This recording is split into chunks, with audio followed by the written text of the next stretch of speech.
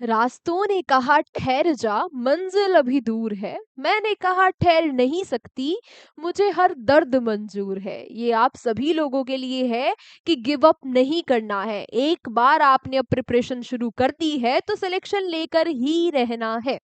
चलो शुरुआत करते हैं आज की क्लास की। मैं निकिता चौधरी स्वागत करती हूँ आप सभी का हमारे एग्जाम जर्नी परिवार में।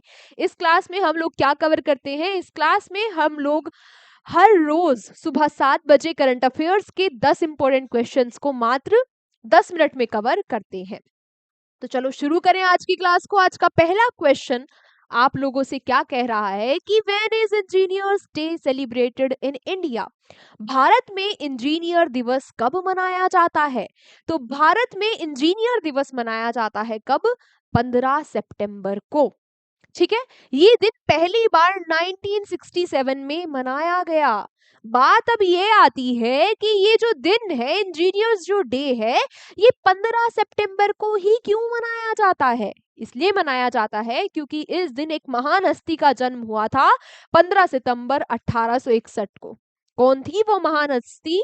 वो महान हस्ती थी, क्या नाम था इनका? मोक्ष गुंडम विश्वेश्वरैया जी, है ना। इनका बहुत बड़ा योगदान रहा भारत के लिए। क्या योगदान रहा? इन्होंने डैम के कंस्ट्रक्शन में, फ्लड मैनेजमेंट में, इंडस्ट्रियल डेवलपमेंट में काफी योगदान दिया। बहुत ही जाने माने भारत के सिविल इंजीनियर थे ये। इन्हीं के बर्थडे पर हम सेलिब्रेट करते हैं इंजीनियर्स डे। अच्छा, बात की जाए इस बार की, तो इस बार 58वां इंजीनियर दिवस था। इसकी थीम क्या है? Deep tech and engineering excellence. 2025 में ये थीम है। बात समझ में आई? सारी बात समझ में आई? चलो, क्यों मनाते हैं, कब मनाया गया पहली बार, किस लिए मनाया जाता है, इस बार की थीम, सारी बात आपको क्लियर होनी चाहिए। अगला क्वेश्चन आपसे पूछ रहा है कि recently where were the 77th prime time Emmy award held? हाल ही में जो 77वें प्राइम टाइम एमी पुरस्कार है, इनका आयोजन कहां पर हुआ? तो इनका आयोजन यूएसए में होता है। कहां पर हुआ? लॉस एंजलिस में। ये जो अवार्ड है, इनके बारे में आप 2-3 बातें तो स्पेशली याद रखना कि इस बार इनका 77th एडिशन है। और क्या याद रखना कि ये जो अवार्ड है, ये वर्ल्ड में टेलीविजन के फील्ड में दिए जाते हैं। ठीक है, टेलीविजन इंडस्ट्री में ये अवार्ड दिए जाते हैं। बात की जाए पहली बार ये कब दिए गए, तो 25 जनवरी 1949 1949 को फर्स्ट टाइम ये अवार्ड दिए गए। किसके द्वारा दिए जाते हैं? तो यूएसए में इन अवार्ड्स का आयोजन होता है। बात की जाए इस बार की जो विनर्स रहे, ये रही इन विनर्स की लिस्ट। एक बार आप बस इनको पढ़ लेना। ठीक है, मैं पीडीएफ डलवा दूंगी हमारे एग्जाम जर्नी के टेलीग्राम चैनल पर। आई बात समझ में? ठीक है, चलो नेक्स्ट आपसे क्या पूछा गया कि recently dash dash dash has become the most valuable unicorn in the world with a valuation of $8.2 billion. हाल ही में डैश डैश डैश $8.2 बिलियन की मूल्यांकन के साथ दुनिया में सबसे मूल्यवान यूनिकॉर्न बन गया है। कौन बना है? तो ये बन गया है भाई, कौन बन गया है? ये जेरोदा।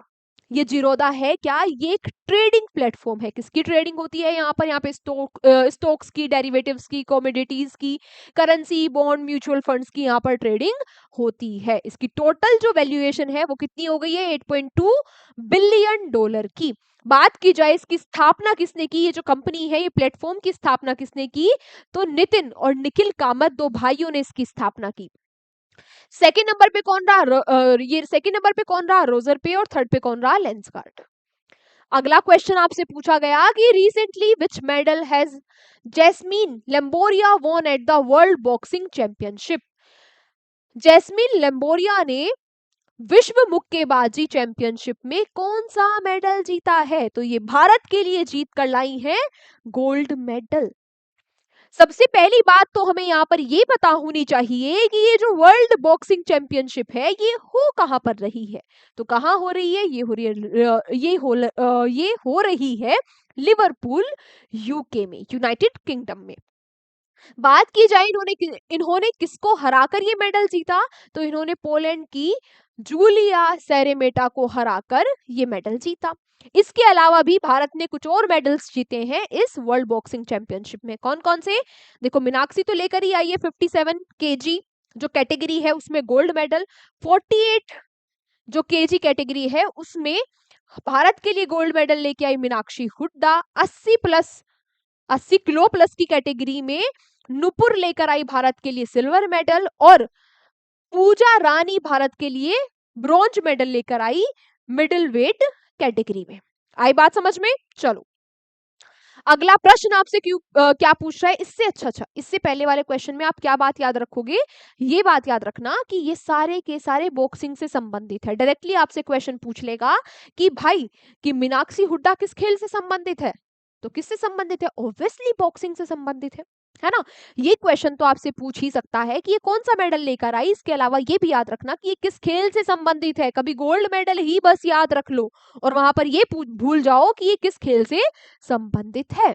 बात समझ में आ रही है? चलो नेक्स्ट आपसे पूछा कि recently who flag off Samudra Pradakshina world's first tri service all women circumnavigation sailing expedition from Mumbai.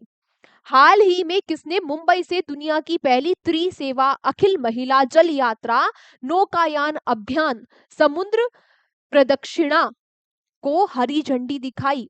देखो पहली बात तो आप यहाँ पर क्या बात याद रखना, ये जो अभियान है इस अभियान का नाम समुद्र प्रदक्षिणा। उसके अलावा आप क्या बात याद रखोगे कि इसमें ऑल वुमेन है, सभी महिलाएं हैं इस जल यात्रा अभियान में। तीसरी बात कि तीनों सर्विसेज की महिलाएं हैं, ऑल 3 सर्विसेज की इसमें महिलाएं हैं। अब चौथी बात की कहां से हरी झंडी दिखाई? मुंबई से। कहां से? मुंबई से हरी झंडी दिखाई। क्वेश्चन से ही हमें 3-4 बात पता लग गई। बात आती है कि किसने हरी झंडी दिखाई, तो हमारे डिफेंस मिनिस्टर, नाम क्या है? बिल्कुल सही, राजनाथ सिंह जी ने इस एक्सपेडिशन को हरी झंडी दिखाई। यहाँ पर जो 10 विमेन ऑफिसर्स हैं वो इस यात्रा पर जाएंगी। ठीक है, ये किस के थ्रू इस यात्रा पर जा रहे हैं? तो इंडिजीनियसली डेवलप, स्वदेशी निर्मित है हमारा भारत में ये आर्मी का सेलिंग वेसल है। नाम क्या है इसका? त्रिवेणी। ये बात भी आप याद रखना। इसके अलावा इनकी जो यात्रा होगी वो 26,000 नॉटिकल माइल की यात्रा होने वाली है ना। 9 महीने लगभग इनको लगने वाले हैं और मई 2026 तक इनकी एक्सपेक्टेशन है कि भाई ये यात्रा करके वापस आ जाएंगी। कहां से हरी झंडी दिखाई गई? गेटवे ऑफ इंडिया मुंबई से। याद रखना, लिख लो स्टार लगा लगा के, कीवर्ड्स में ऐसे नोट्स बनाते हो ना, एरो कर करके लिखते जाओ सारी बातें। ठीक है, चलो कुछ भी पूछ सकता है यहाँ से। नेक्स्ट आपसे पूछा गया कि who is hosting the 89th general meeting of the international electrotechnical commission, अंतरराष्ट्रीय इलेक्ट्रोटेक्निकल आयोग की 89th आम बैठक की मेजबानी कौन कर रहा है? तो ये 89th जो इसकी बैठक है उसको होस्ट कर रहा है हमारा प्यारा भारत। कहां पर होस्ट कर रहा है? तो भारत मंडपम नई दिल्ली में। इसका उद्घाटन किसने किया? पीयूष गोयल जी ने। किसने? पीयूष गोयल जी ने। अब आप लोग जरा मुझे कमेंट बॉक्स में ये बता देना कि ये हमारी किस मिनिस्ट्री के मिनिस्टर हैं, है ना, कौन सी यूनियन मिनिस्ट्री इनके पास है। ठीक है, फटाफट से कमेंट बॉक्स में बता देना क्लास के तुरंत बाद। बहुत बार इनका नाम आता है और हम पढ़ते भी हैं हर बार। अच्छा, बात की जाए इस मीटिंग के बारे में तो इस मीटिंग में लगभग 2000 जो एक्सपर्ट्स हैं 100 कंट्रीज से वो पार्टिसिपेट करेंगे। यहाँ पर इलेक्ट्रिसिटी के बारे में डिस्कशन किया जाएगा, बिजली के बारे में यहाँ पर डिस्कशन किया जाएगा। इससे पहले भी भारत 3 बार इस मीटिंग को होस्ट कर चुका है, 1960 में, 1997 में और 2013 में। अब चौथी बार होस्ट कर रहा है 2025 में। अगला क्वेश्चन क्या पूछा कि recently who has been appointed as the director of All India Institute of Ayurveda. हाल ही में अखिल भारतीय आयुर्वेद संस्थान के निर्देशक के रूप में किसको नियुक्त किया गया? तो कौन बन गए हैं निर्देशक? निर्देशक बन गए हैं कौन भाई? प्रदीप कुमार प्रजापति जी। अच्छा, बात की जाए इस इंस्टीट्यूट के बारे में, इसकी स्थापना 10 अक्टूबर 2015 को हुई और लोकेशन इसकी कहां पर स्थित है? ये नई दिल्ली में। फिर अगला क्वेश्चन पूछा गया कि recently who inaugurated the national conference on the empowerment of women in Tirupati Andhra Pradesh on 14th September 2025। हाल ही में 14 सितंबर को आंध्र प्रदेश के तिरुपति में महिलाओं के सशक्तिकरण पर राष्ट्रीय सम्मेलन का उद्घाटन किसने किया? तो ये जो महिला सशक्तिकरण पर सम्मेलन हुआ, इसका उद्घाटन किया ओम बिरला जी ने। यहाँ पर क्या बात की गई? यहाँ पर महिलाओं के सशक्तिकरण के बारे में बात की गई। ये बात की गई कि उनका भाई पार्टिसिपेशन बढ़ना चाहिए पॉलिटिक्स में, पब्लिक लाइफ में। नाम आया आंध्र प्रदेश, कैपिटल अमरावती, एन चंद्रबाबू नायडू यहाँ के सीएम और एस अब्दुल नाजिर गवर्नर। ये बात तो अब आपको रट ही चुकी होगी। अगला question, where will the international tea conference be held recently? हाल ही में कहा अंतरराष्ट्रीय चाय सम्मेलन आयोजित किया जाएगा? तो ये जो सम्मेलन है इसका आयोजन होगा केरला में।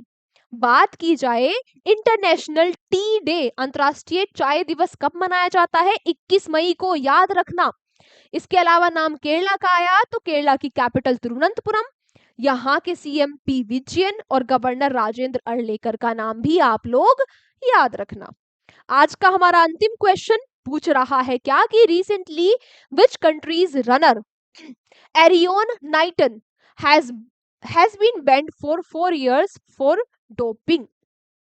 हाल ही में किस देश के धावक एरियोन नाइटन पर 4 वर्ष का डोपिंग प्रतिबंध लगा है? डोपिंग समझ गए है ना, कोई जो प्रतिबंधित दवाई है, ड्रग्स है, उन्होंने वो ले लिया होगा खेल से पहले, तो इन पर डोपिंग का केस लग गया। पूछ रहा है ये किस देश के हैं? तो ये यूएसए के हैं, अमेरिका के हैं। 4 साल के लिए इन पर प्रतिबंध लग गया। अच्छा, वर्ल्ड लेवल पर जो डोपिंग है उसको कौन मैनेज करता है? वाडा। वाडा यानी कि वर्ल्ड एंटी डोपिंग एजेंसी, जिसकी स्थापना 10 नवंबर 1999 को हुई। हेडक्वार्टर्स इसके मॉन्ट्रियल कनाडा में है और इसके प्रेसिडेंट यानी कि जो अध्यक्ष है वो कौन है? विटोल्ड बंका। आज की क्लास हमारी यहीं तक है। इसकी पीडीएफ आपको मिल जाएगी हमारे एग्जाम जर्नी के टेलीग्राम चैनल पर। अच्छा, इसके अलावा अगर आप चाहो तो एक और क्वेश्चन फॉर यू आप मुझे बता सकते हो किसके बारे में? जैसे मैंने अभी आपको वाडा के बारे में बताया, आपको मुझे नाडा के बारे में बताना है। नाडा क्या है? National anti doping agency. ठीक है, इसकी स्थापना वगैरह कब हुई ये बात आप मुझे आज कमेंट बॉक्स में बता सकते हो। आई बात समझ में? इसके बारे में भी हम कई बार पढ़ चुके हैं। बाकी अब आप लोगों से कल की क्लास में मुलाकात होगी। मैं उम्मीद करती हूँ कि आप लोग रोज के रोज नोट्स बना रहे होंगे और रिवीजन भी कर रहे होंगे। रिवीजन बहुत जरूरी है। जितना रोज पढ़ो, ना सिर्फ करंट अफेयर्स, जो भी आप रोज पढ़ रहे हो उसका रोज के रोज रिवीजन किया करो। जो मैथ्स या रीजनिंग में पढ़ रहे हो उसकी प्रैक्टिस डेली बेसिस पर करते रहना। ठीक है, मिलते हैं आपसे अगली क्लास में। Take care, bye bye.